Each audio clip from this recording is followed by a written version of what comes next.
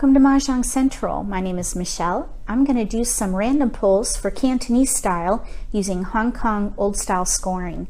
Let me show you how this works. I've got all my tiles out.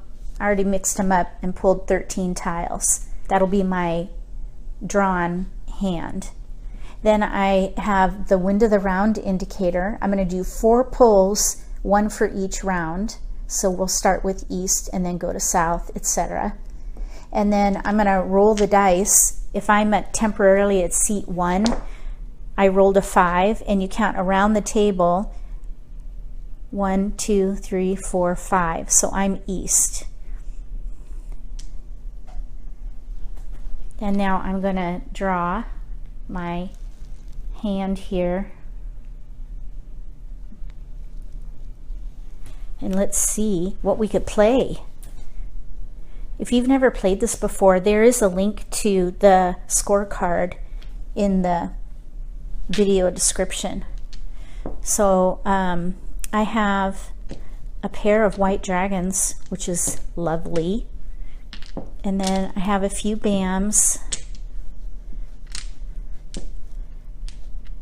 And I do have a couple pair. So what I would do with this, we don't have any wins, which is fine. I would say I would play an all pung hand, all 3 of a kind, because here I have 1, 2, 3, 4 pair, and all I need to do is get 1 more pair. So I'm nearly set. Actually, I am set, because if I pung each of these, all I need is a pair of any one of these. This would bring me some scoring all by itself. So an all pung hand in Hong Kong old style scoring is 3 fawn, and a pung of dragons, any dragon, is a fawn all by itself. So this would be a 4 fawn hand. That's a nice start for that particular random pull. So I'm going to mix these up again, and we're going to go on to south round.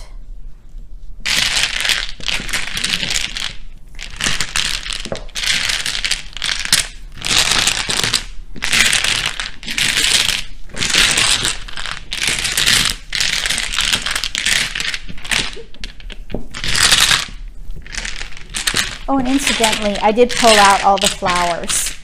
Since those are bonus tiles in this particular version of the game, it won't affect our decision making, because flowers are really just random luck whether or not you get your own flower. Okay, so 4 from each side, 5 in the middle. There's our 13. And south round, let's see what seat we're in. So I rolled an 8, so this time we're in the north seat. So I put up a number 4 on that dice. Okay, here we go. Only 2 honors here, so this is going to be kind of a rough start maybe. Let's see what else we have here. Okay, so we have mostly more cracks than anything, but we do have a pair of 8 BAMs. So what I would do is I would get rid of these dots first. I would hold on to the 8 BAMs as long as possible, and then I would hope to draw in cracks and honors. I would love to go for a half flush, but I would, if I paired up, I might switch to all pung, which is okay to do in mixed suits. Anytime you mix 3 in a sequence with 3 of a kind in different suits, you drive your score down by 3 fawn. So I try not to do that. So in this case, we don't have our seat win. We only have 1 dragon. Those are a couple ways to get some score, but a half flush would be 3 fawn. All pung would be 3 fawn, but we only have 2 pair. So again, if we pair up, we could go for all pung. But if we don't, we could switch to a half flush if we draw in cracks. Either way, these 4 can go away. And we just have to wait and see what happens during the drawing. But this particular hand, not good.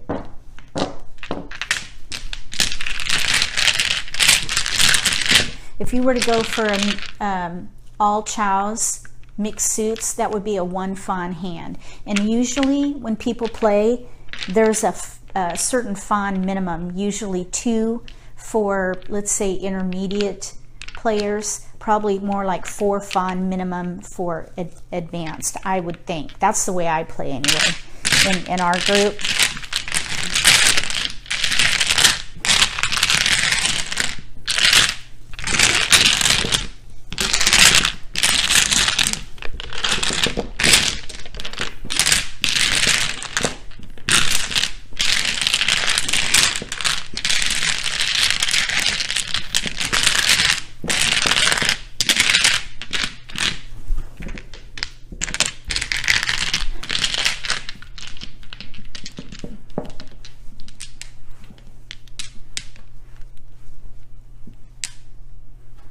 Okay, so we are now on west round.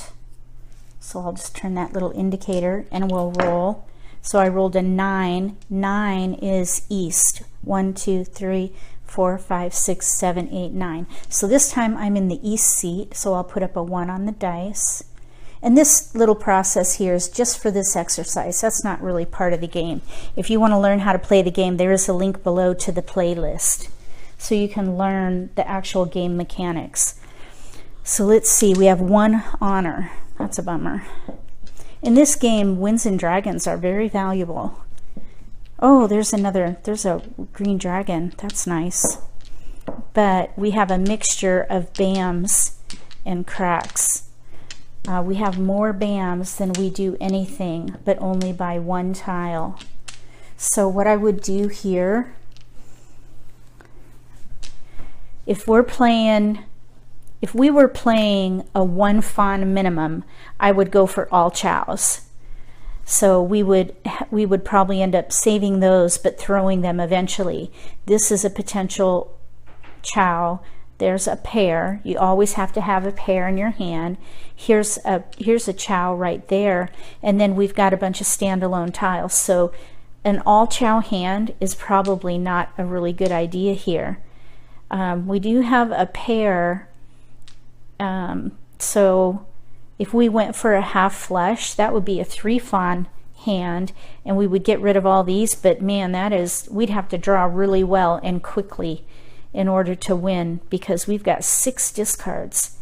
But we could have 2 potential sets already, a set being either a chow or a pung, but we'd have to draw a lot more bams and honors to get this hand into any condition to even be qualified to win.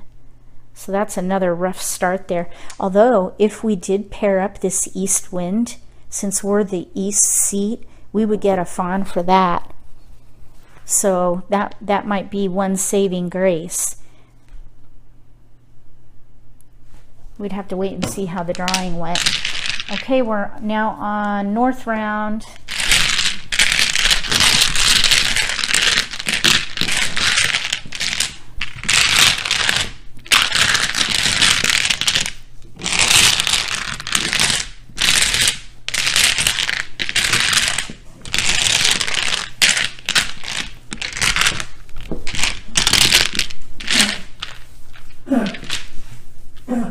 Okay, so now I'll pull my last 13.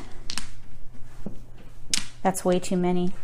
4 from each side and 5 in the middle. That's what you want. And if you have them in a nice tight line, all straight, you can just pinch the 2 from the edge and turn them up right away. Oh my gosh, this is going to be a good one, because we've got dragons, even though they're not. Oh, we have a pair. There it is right there. Look at that. Nice dragons. So this is the best of all the random pulls for today, because we have 5 discards, which 4 discards is really ideal. That's a winning hand if you only have 4 discards after you've made a decision on what to play. 4 discards is ideal. Here we have 5 discards because I'm thinking half flush with dragons, or really any honor. A half flush is 1 suit with winds and dragons. So here we could chow 2-4 or 1-2. These are standalone, so we'd have to pair up or draw in tiles so that we could chow those, but we could pung that. Hopefully pair these up. You get a fawn for any pung of dragons, so that's really nice. I would definitely go for a half flush, and then I would discard the 9 crack first, and then these would go next, and I would hope to draw in bams and honors. That was really probably the most promising random pull. Let me know what you think about random pulls for Cantonese style, and look at those links below, especially that scorecard. This is really the easiest style to learn. If you wanted to start with any Asian version, this is the best one, and then you can grow from there, because most of the other versions for the Asian styles are a little more complicated. This is the best to start with.